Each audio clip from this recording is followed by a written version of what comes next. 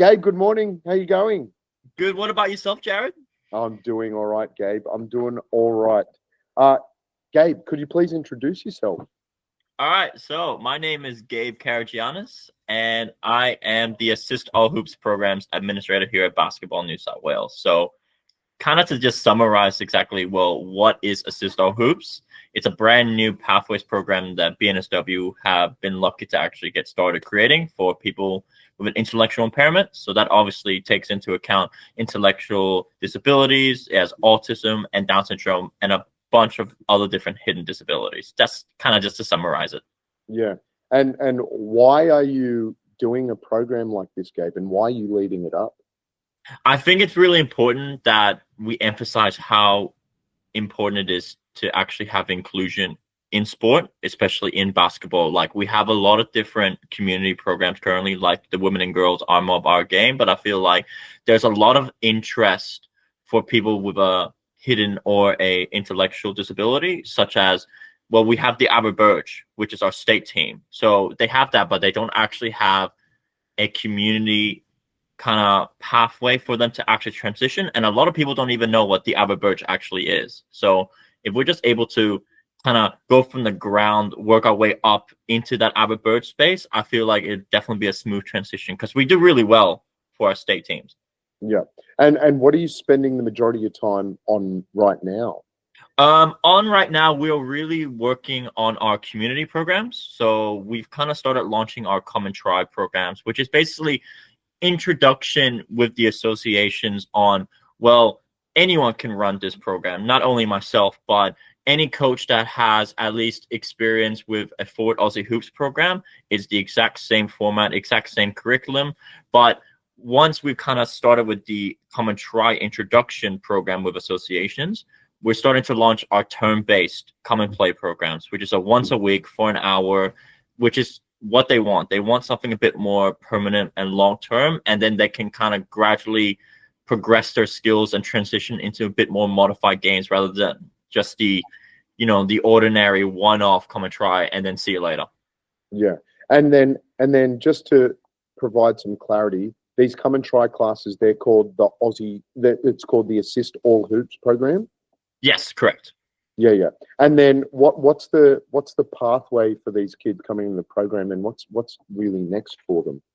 Well, what's next after would be they do a common try. They don't need to do a common try, but they do these community programs that we offer, which we provide in school and through associations as well. But then it's also then we will then start to look at that high performance space. So obviously there are gonna be kids that are doing these assist all hoops programs, which we can actually see being like, well, they could actually play at a higher level. So then we'd actually create that kind of that state performance program, which is very similar to what we've introduced now with the wheelchair space, but kind of creating that high performance space, which then we could then even use that high performance space into being like, well, we need to also run an annual like state championship, which we're not sure how that looks, whether that is team-based or association-based, but we kind of create that pathway, and then you have players competing at the state championship who could then come and trial for the Aberberge. Awesome. And then how can coaches get involved in these programs? Great question. I think coaches can always get involved from the community space. In this space, it's very important to have a lot more coaches on the floor than just your one coach per 20 participants. We kind of work on the ratio of one coach per 5 kids is the perfect amount of a coach to player ratio. But we have, through your associations, common tries and common plays, we have your in-school programs, which you do also get paid for coaching in this space as well. But you also have the opportunity to then coach at when we start focusing on the high performance space, and then when we need to focus on that state championship space. So there's a lot of different opportunities and different levels of coaching that we can definitely use and utilize as well. Yeah, amazing. And then what opportunities going beyond the program do coaches have available to them? What do you mean? As in, well, once they get involved with Assist All Hoops, where could they go beyond from there? Well, I feel like they could pretty much just go to whatever space that they really want. I think it's a really important aspect for any coach to understand how unique the inclusion space actually is and how important it is to adapt and especially be patient. As someone who had to work on that as well when I was in high school, getting introduced into this space. But we're working around, well, what the curriculum and what the actual coach pathway will look like. So the end goal is we want to get intellectual disability basketball back into the Paralympics, whether that's 2032 in Brisbane or that's a little bit after. We want to be able to have a national team competing against other countries in the world.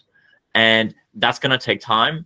But even if we can have a smaller goal on introducing a second form of an avid birch team. So if the requirements are a little bit different, then your IQ has to be 75 or lower, whether it's a bit more focused on autism, because there's a large interest of athletes with autism, which then creates even more opportunities for coaches to then kind of work on that pathway, being like, hey, look, I started with your generic come and try head coach role, and then you've worked your way up through the high performance space, the state championship, and then even competing as a coach in the avid birch teams. So it's there's a lot of different plans that we've taken into place. Competitions as well is a space that we want to focus on, but venue availability and the interest of association really plays a factor into that. But there's a lot of different kind of ways we can tackle it diagonally.